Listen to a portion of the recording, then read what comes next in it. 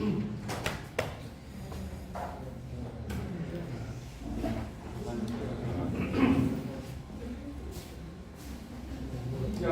continuemos.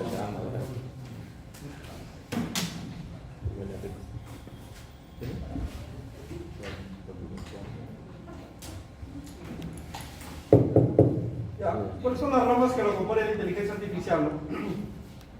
Miren, cuando uno revisa bibliografía, para serles sinceros, los investigadores no se ponen de acuerdo en poder dar una clasificación exacta como tal, ¿no?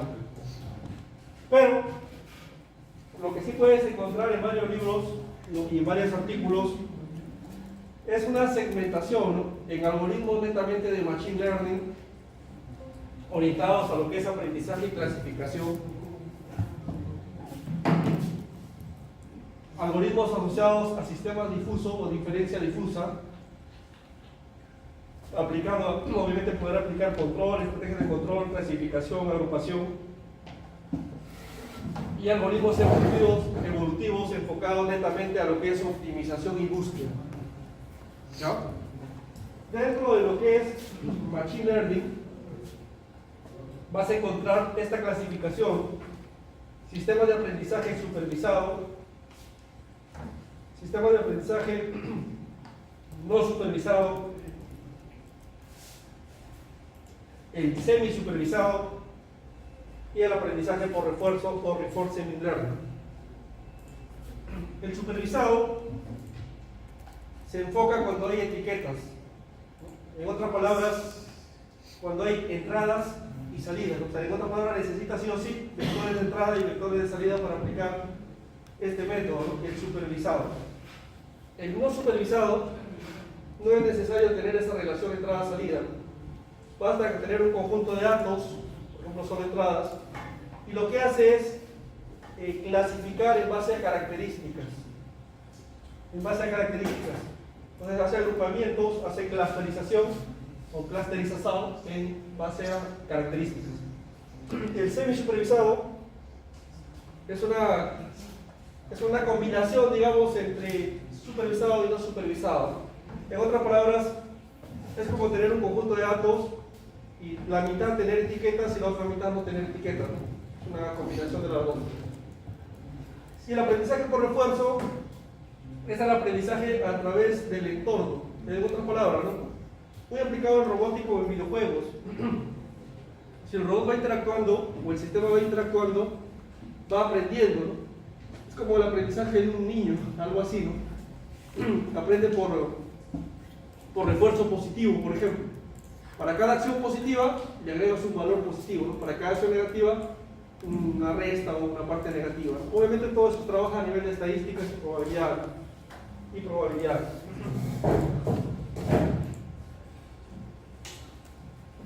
Respecto a los sistemas difusos, un algoritmo muy conocido y quizás uno de los primeros que inició o fue propuesto para la teoría de control, o bueno, para la teoría general de sistemas difusos, es el de Mandani.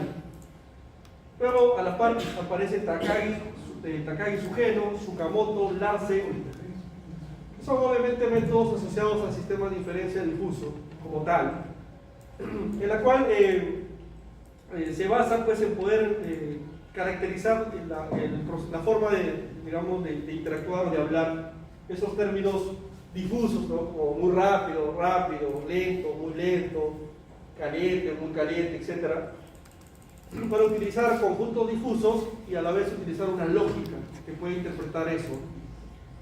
Y los algoritmos evolutivos,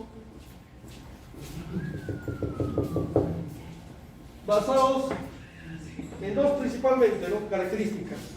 Uno, basados en evolución, ahí habló de Charles Darwin, ¿no?, la adaptación. Y la otra es emular el comportamiento de los seres vivos, ¿no? Justo estaba viendo un reportaje también ayer de una hormiga en el África, ¿no?, que soporta 40-50 grados de temperatura, y la capacidad de poder retornar la hormiga, ¿no?, hacia su hormiguero, ¿no?, tomando la dirección más corta, perdón, en la trayectoria más corta. ¿Cómo saben eso? o mejor dicho, ¿cómo saben los animales? Bueno, tendrá características ya propiamente dicho biológicas de ellos, ¿no? Pero lo que trata de emular los comportamientos acá computacionales son estas características, para búsqueda, para optimización, etc. En otras palabras, comportamiento de los seres vivos. Por eso está la colonia artificial de abejas, colonia de hormigas, colonia de arañas, etc. Y la evolución diferencial es una característica también ya asociada a la parte de Darwin, sino que con una combinación ya de componentes. El Deep Learning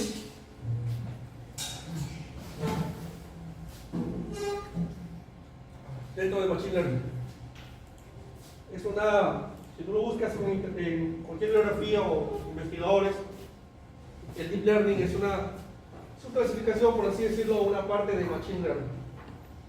¿Ya? Obviamente con características propias pues, del aprendizaje asociado al Deep Learning o al aprendizaje profundo. ¿Por qué está dentro de Machine Learning? Machine Learning es dedicado netamente al aprendizaje. Deep Learning es aprendizaje profundo. Por eso está dentro de Machine Learning o aprendizaje automático. Muy bien, ¿qué es Machine Learning?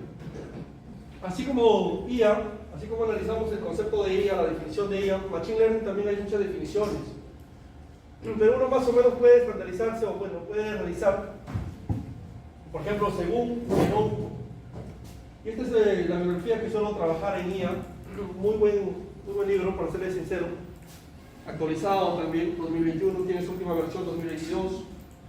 Entonces, Genome me dice: Machine Learning es la ciencia y arte de programar ordenadores para que aprendan a partir de datos. Y Arthur Samuel me dice que Machine Learning es el campo de estudio que da a los ordenadores la capacidad de aprender sin ser programado de manera explícita. Hay dos términos que se repiten, o bueno, creo que es visible, ¿no? Aprender. Machine Learning dedicado, o mejor dicho, Machine Learning se utiliza para que el sistema aprenda. Eso ténganlo claro, y se necesitan datos. Datos, ¿eh? Porque sin datos no puedes trabajar, así de simple. En cambio, la lógica difusa no. Tú necesitas reglas de inferencia, eso es otra forma de analizarlo. Machine Learning necesita datos para que aprenda el sistema. Una definición más ingenieril, dice Tom Mitchell, ¿no? 1997. Se dice que un programa de ordenador aprende de la experiencia E con respecto a una tarea T y una medida de rendimiento R. Si su rendimiento en T medido en R mejora su experiencia en E. Un poco confusa, pero en términos simples, ¿qué es lo que me dice? En términos simples, lo que me dice, un sistema de aprendizaje, por ejemplo, redes neuronales, tú vas a evaluar al final en la red neuronal una métrica de rendimiento. Por ejemplo, ¿qué métrica de rendimiento se puede utilizar? ¿Qué métrica? Por ejemplo, para procesamiento de imágenes, ¿qué métrica utilizaban ustedes?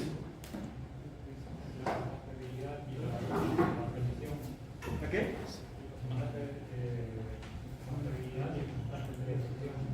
Confiabilidad.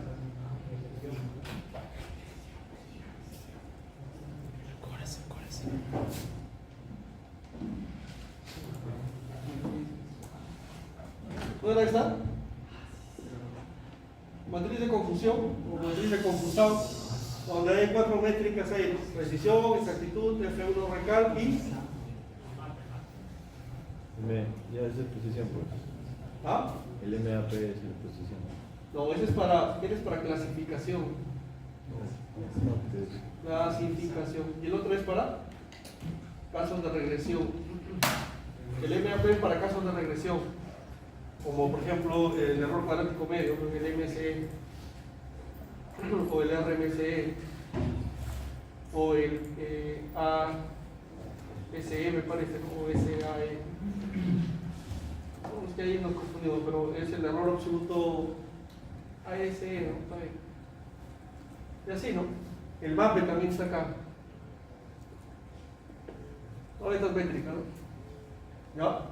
Entonces, lo que me dice que al final es mejorar el rendimiento a partir de la evaluación de mejorar la experiencia asociada al aprendizaje, asociada a la tarea, a partir de una métrica de rendimiento. Eso es lo que me dice, ¿no? Ahora, ¿qué métrica utilizar? Eso lo vamos a ir analizando.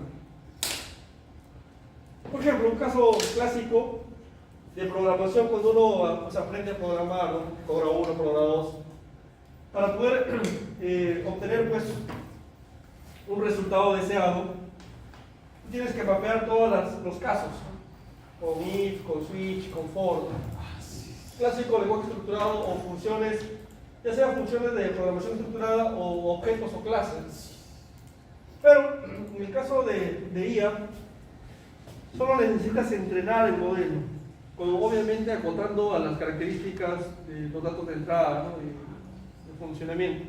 Y una vez entrenado, es colocar el modelo y en teoría debería funcionar para casos nuevos, ¿no? Porque ya está generalizado. Obviamente con una métrica de rendimiento, no significa eso que siempre va a funcionar bien, probablemente hay casos que va a fallar. Por eso es que tú evalúas con métricas de rendimiento, probablemente, no sé, 98%, 99% de rendimiento, significa que de 100 casos una puede fallar y el resto te va bien, ¿no? ¿Ya? Entonces, ese sería ya cambia el paradigma, digamos, de programación utilizando inteligencia artificial, o en este caso enfoque de Machine Learning. Bien, ¿qué algoritmos tenemos de Machine Learning? Bueno, aquí he mapeado algunos, casi todos lo he trabajado, casi todos, digo porque hay algunos que no lo he trabajado, para serles sincero, pero de todas maneras lo estoy tratando de colocar acá. Dentro del aprendizaje supervisado, no supervisado, semi-supervisado, y el aprendizaje por refuerzo, que hay dos trabajos. Bueno, hay un tesista que actualmente está trabajando en esto, que es Yair León, creo que es. Y el año pasado hubo un trabajo, también un artículo, que estamos tratando de mejorar para ser presentado pues, en revista, en congreso. ¿Ya? Aplicado a robótica también, a robots cuadrúpedos. Muy bien, dentro del aprendizaje supervisado, uno de los clásicos en el cada vecinos más cercanos, una técnica de clasificación como tal, la regresión. Tenemos regresión lineal, ¿no? Que es la clásica, pero no muy aplicable porque los mayores casos o problemas son tipo no lineales, ¿no? Para eso se ajusta la regresión polinomial. Dentro de los casos de regresión también tenemos la regresión regularizada, ElasticNet, de lazo, y se me fue el otro nombre, son tres, Larsen me parece que. ¿Ya? Entonces, eso obviamente así estudiar, no lo vamos a ver en este curso, pero ya en IA lo vamos a estudiar en el siguiente curso. La regresión logística, que es para clasificación, máquinas de vector soporte o support vector machine, para casos de aprendizaje supervisado, árbol de decisión, una técnica también muy usada, y el conjunto de árboles de decisiones forman el bosque aleatorio, ¿no? O random forest. ¿Ya? Entonces, esto de acá se ve en la unidad 1 de IA. Todo es técnica. Es un poco extenso, pero vale la pena. Luego entra lo que es redes neuronales. Y dentro de redes neuronales también es un mundo. ¿Por qué? Porque tenemos primero la clásica perceptron, luego la red multicapa MLP, multilayer perceptron, con diferentes técnicas de aprendizaje. Tenemos la backpropagation, tenemos también asociado pues al Marquardt MLR, me parece. En fin, hay varias estrategias de aprendizaje dentro de lo que es solo MLP, que es la multicapa, multilayer perceptron. También tenemos las redes radial Bexy Function, y al final hay un conjunto de estrategias asociadas a la misma arquitectura de MLP. Las redes convolucionales que se acotan dentro de lo que es redes de aprendizaje profundo, ¿no? Para imágenes. Aquí también hay una cantidad de tipos de redes convolucionales que ustedes me imagino que lo saben, o por lo menos han tratado de estudiarlo. Y dentro de redes recurrentes se utilizan para predicción de datos temporales. Las redes neuronales clásicas también se pueden utilizar para predicción de datos temporales. Entonces, ¿cuál es la ventaja de utilizar una recurrente? Mayor capacidad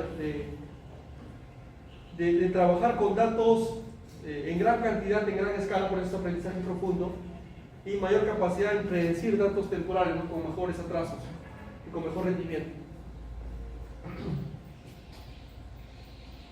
Ahora, dentro de redes recurrentes que he tratado de profundizar, tenemos, por ejemplo, la backpropagation temporal, la Echo State Network basada en Reservoir Computing, tenemos la Long Short Term Memory y la GRU. Ya. Esto de acá se ve en la unidad número 2 de IA, me refiero. En este curso no lo vamos a ver tampoco, porque no da el tiempo.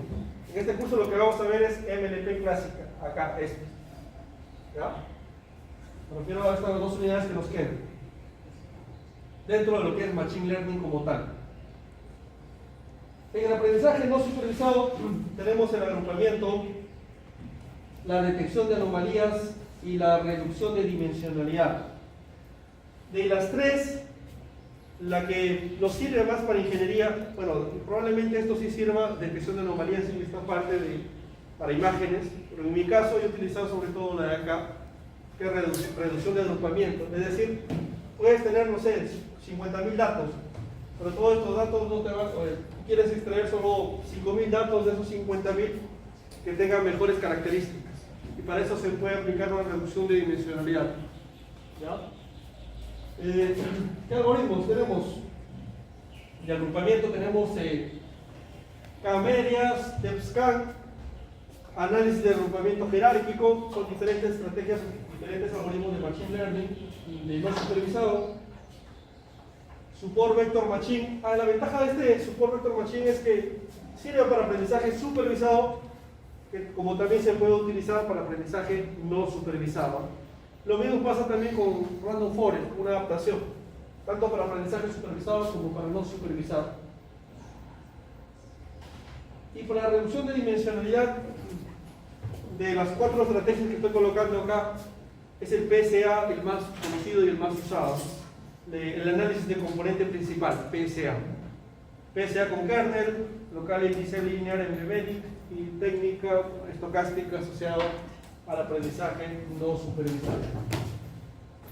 Y bueno, he tratado de mapear los algoritmos o métodos dentro de Machine Learning que se tiene. Obviamente hay más, pero ya no se pueden agregar más, pero digamos que esos son los clásicos, los principales que se pueden usar. ¿Ya? Ahora, dentro del curso de control avanzado, nosotros nos vamos a centrar dentro de los algoritmos de Machine Learning, acá, apenas en redes neuronales multilayer perceptor. Digo apenas por la cantidad de casos, que tenemos, ¿ya? Listo, ¿qué más? Principales retos de Machine Learning. Ya, esto hay que tener claro, hay que tener presente porque es muy importante. Ya me pasó, yo perdí tiempo en un modelo de inteligencia artificial. Lo que pasa es que a veces cuando uno estudia IA, piensa que lo más importante es el modelo de inteligencia artificial, que no importa los datos, IA, el modelo de IA lo va a resolver. Y no es así. Si no tienes buenos datos, por más que tu modelo sea muy potente, por más que lo entrenes meses o días continuos, no lo va a poder, no vamos a tener buenos resultados, así de simple. Entonces, hay dos casos o hay dos retos fundamentales, ¿no? Uno es tener buenos datos. ¿Y tener buenos datos qué significa? ¿Qué significa para ustedes tener buena data en modelo de inteligencia artificial? Ya que ustedes están trabajando por ahí tesis de IA, me parece de visión artificial, ¿no? Un número del 1 al 15 abrazos. 10. No va a ser igual que Pimichu, ¿no? No. Algo me dice que sí, ¿no? 1, 2, 3, 4, 5, 6, 7, 8, 9, 10, no, pero ya. 10 ya Gil va a ser, ¿no? Porque ya su compañera de salida va a estar hace unos años. Gil, ¿qué consideras para ti tener buenos datos? Serían los valores todos los valores de entrada que necesita el sistema para poder hacer el aprendizaje. Ya, pero Esos valores de entrada, ¿qué características deberían tener, ¿no?, para considerar los buenos datos?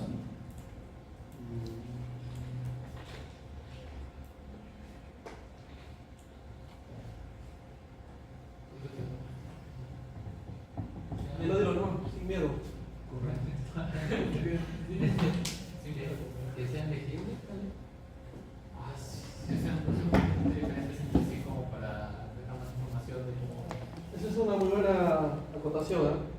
Cuando uno hace entrenamiento de sistemas, lo que se procura es que los datos sean, que trate de captar la variabilidad, digamos, de las características del sistema. Entonces eso significa que tratar de buscar que datos sean diferentes. No tendría mucho sentido tener datos iguales de entrada, ¿no?, y entrenar con esos datos. Entonces la variabilidad es muy importante. Dos, a veces también es necesario mapear esto, ¿no?, la cantidad insuficiente de datos. A veces es complicado entrenar, por ejemplo, con 50 datos, ¿no? O también excesivamente, no irse al otro extremo, tener, no sé, 100.000 datos. Y a veces con 1.000 datos es suficiente para obtener un buen modelo, ¿ya? Entonces, eso también hay que tener cuidado, tanto de la parte de insuficientes o como la sobrecantidad de datos. Datos de entrenamiento no representativos, por ejemplo, ¿no? Claro, hay casos, el caso clásico que se suelen colocar en artículos, en papers, libros. Por ejemplo, el caso monetario de asignar un préstamo de un banco, ¿no? Dentro de las características que te pide, o bueno, de los datos que te pide el banco, va a estar obviamente el nombre, el apellido, la edad, el sexo, el trabajo, cuánto ganas, ¿no?, cuántos hijos, dónde vives, etcétera, etcétera, etcétera. Pero no todos los datos tienen, o mejor dicho, algunos datos van a ser irrelevantes, ¿no?, al modelo, al sistema, ¿no?, para que tenga impacto, ¿no? Entonces, esos datos son los datos de entrenamiento no representativos. Datos de mala calidad. Están repletos de errores, valores atípicos y ruido. Por ejemplo, ¿no?, es un caso clásico cuando nosotros utilizamos sensores y por A o B de la vida comienza el sistema, o los datos que quieres comienzan a adquirirlo con ruido. Entonces eso necesitas aplicarle filtros. Y para eso ustedes ya saben aplicar tanto filtros analógicos como filtros digitales. Por ejemplo, ¿qué filtros digitales podrías aplicar o conoces tú? A ver, un número de nuevo del 1 al 15, 21. 10 también. No sé cómo se por otro lado. 1, 2, 3, 4, 5, 6, 7, 8, 9, 10. Ahí está. ¿Conmigo cuál es? No. Baltasar, a ver, Baltasar. ¿Qué filtros estudiaste y aplicaste en tu curso de digitales? De procesamiento de señal.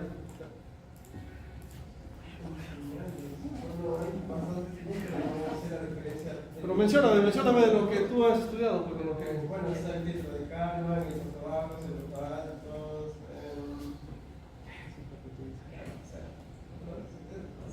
¿qué recuerdo? Bueno, sí hay muchos filtros, como dice su compañero. Aquí también lo que tienen que saber es el criterio de selección. ¿Qué filtro utilizar y cuál utilizar sobre todo, ¿no? Entonces, ¿bajo qué criterio pueden utilizar, por ejemplo, o seleccionar, perdón, un filtro? Hay ratios de ruido señal, ¿no?, que tú puedes utilizar, por ejemplo, o el indicador de error cuadrático medio. Depende también del caso de estudio. ¿Ya? ¿Por qué? Porque cada filtro tiene sus características que te acota quizás la magnitud, pero también te incluye retraso en la señal. Entonces, eso puede generar un problema. Bueno, resumiendo, no se olviden, tener datos buenos es muy importante para poder modelar, o mejor dicho, entrenar un modelo, un sistema, un modelo de inteligencia artificial como tal. Y el otro principal reto de Machine Learning es la elección del modelo, ¿no?, la elección del algoritmo asociado pues al modelo de Machine Learning o al modelo de inteligencia artificial como tal. Entonces, un gran problema, o bueno, uno de los problemas más recurrentes es el overfitting, sobreajuste. Ya, este del sobreajuste, ¿qué es lo que se recomienda, no? Cuando uno cae en sobreajuste? Ahí vamos a explicar qué es overfitting. Simplifica el modelo con menos parámetros. A veces uno digamos, conocer o estudiar a profundidad, comienza a variar todos los parámetros y quizás a colocar rangos muy elevados, ¿no? O tus datos son muy acotados o no son los adecuados, ¿no? O dice reducir el ruido de los datos de entrenamiento, ¿no? Tus datos tienen mucho ruido. Y este fue un problema que yo tuve al final. No logré filtrar bien la data y mi modelo aprendía hasta el ruido, ¿no? Sí.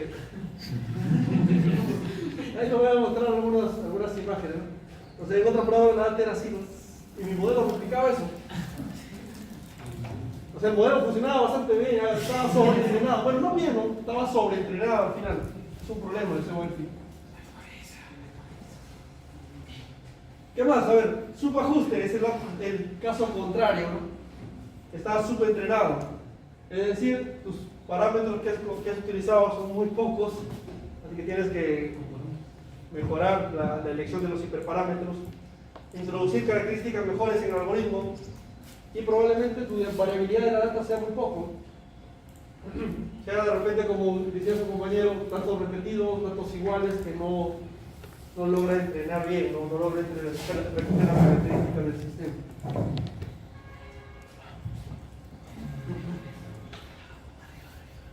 Bueno,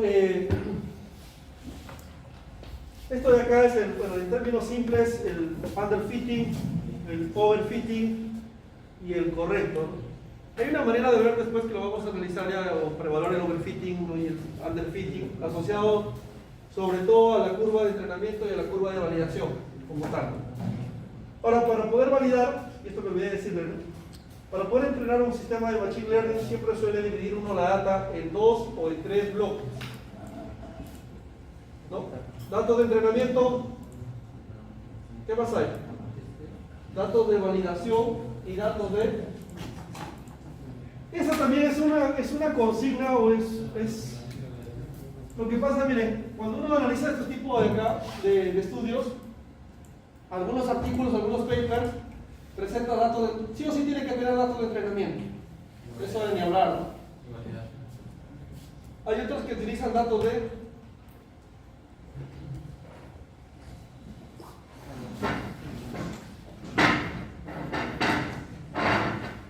Esto es lo recomendable, ¿no? Dividir en 3 la data. Es lo recomendable. Pero en algunos trabajos solo vas a encontrar que lo ha dividido en 2. Esto es lo único. Y solo trabajas con 2. Entrenamiento y datos de pre o validación. Y en otros que lo trabaja con 3. La pregunta es que sabrán ustedes cuándo utilizar 2 o 3. ¿Cuál es la diferencia entre prueba y validación? Esa pregunta estaba esperando que me la hagan, le iba a pasar. Validación como tal es para poder, digamos, obtener ya los hiperparámetros finales de tu modelo. Porque acá lo entrenas y acá lo validas tu modelo como tal, con los hiperparámetros que entrenamos, con los parámetros del modelo de inteligencia artificial entrenado. Y el de datos de prueba sirve para generalizar, para generalización como tal. ¿Ya? Eso es lo que me dice la teoría. ¿Para cuándo suele ser más útil dividirlo en 3? Por ejemplo, yo quiero hacer un análisis comparativo de modelos de inteligencia artificial. Entreno mi modelo, lo valido mi modelo A con estos datos, lo valido mi modelo B con estos datos y lo comparo y lo generalizo con esto de acá. ¿Ven? Es un caso, por ejemplo, aplicado en un ejemplo de estudio con datos de prueba. ¿Deben cumplir parámetros o es al azar la repartición? ¿Cómo? ¿Deben cumplir parámetros o es al azar la repartición? A ver, también es una buena pregunta. Primero, la teoría me dice, o la bibliografía me dice, divide, por ejemplo, 70, 15, 15, ¿no? 70%, 15%, 15%. Ahora, ¿cómo dividirlo? Lo que me decía su compañero, ¿no?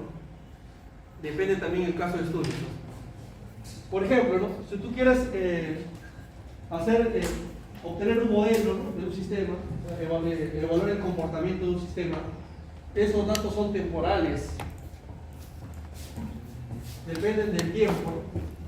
Así que, caballero, tienes que tratar de tomarlo 70-30, me dejo entender, ¿no? 15-15. Si los datos no fueran temporales, trata siempre de dividir o coger los datos, sobre todo para el entrenamiento que tenga la mayor característica o que abarque las mayores características de comportamiento del sistema. Por ejemplo, te pongo un caso porque lo trabajé también, un Cinematic Inverse Robot. Yo trato que entrene mi modelo tratando de tomar que abarque todo el espacio de trabajo del robot, porque eso le va a dar mayores características para entrenar con el modelo Cinematic Inverse. Eso es lo más importante. Esas son las recomendaciones que te di.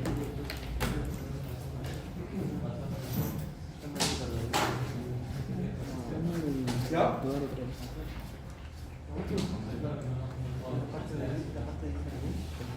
Bien. ¿Preguntas de Machine Learning?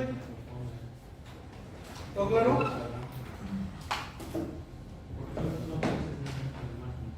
Lógica fuzzy. Bien, la lógica fuzzy, a diferencia del Machine Learning, ya no es enfocado para el aprendizaje, porque el Machine Learning era, según Nerón, ciencia y arte para que las máquinas aprendan. Así de simple, ¿no? En cambio, lógica fuzzy tiene otro foco, ¿no? Primero fue desarrollado más o menos en el año 60 por Sadek, quien propuso el concepto de conjunto difuso en su artículo Fuzzy Sets, 1965.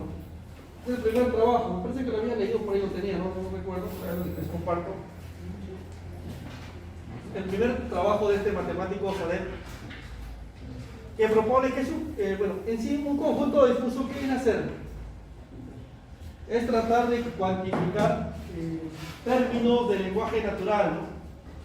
Por ejemplo, estos términos difusos, ¿no?, como le estaba comentando, ¿no?, rápido, muy rápido, lento, los trataba de cuantificar, bueno, entre comillas cuantificar o asociar a lo que es funciones de membresía.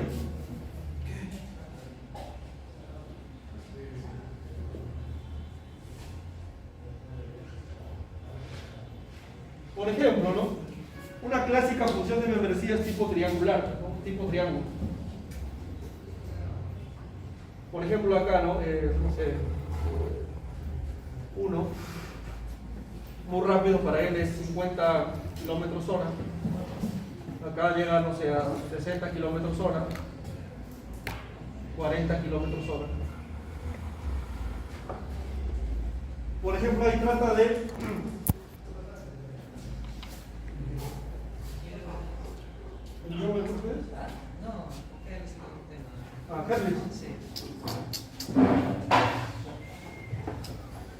Bien, entonces la lógica fuzzy trata de hacer eso, ¿no?, de tratar de trabajar con esos términos difusos para poder generar modelos de inteligencia artificial como tal.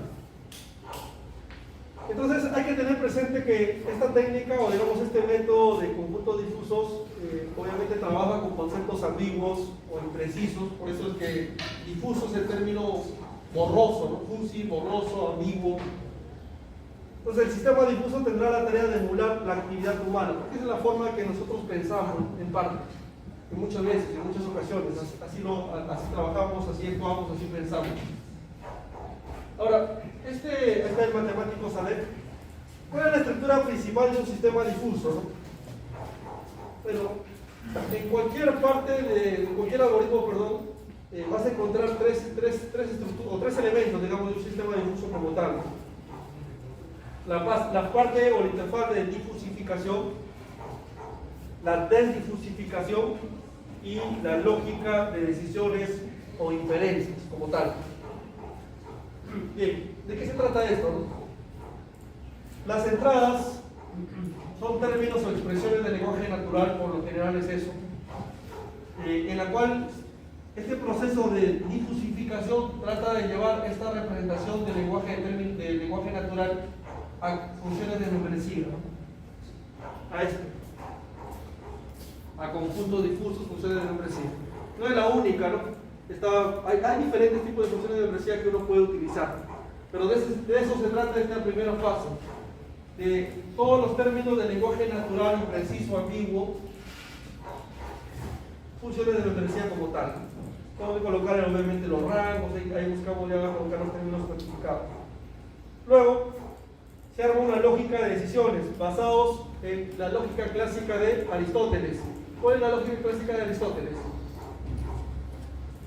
Eso lo vieron en lógica de Frege, ¿no?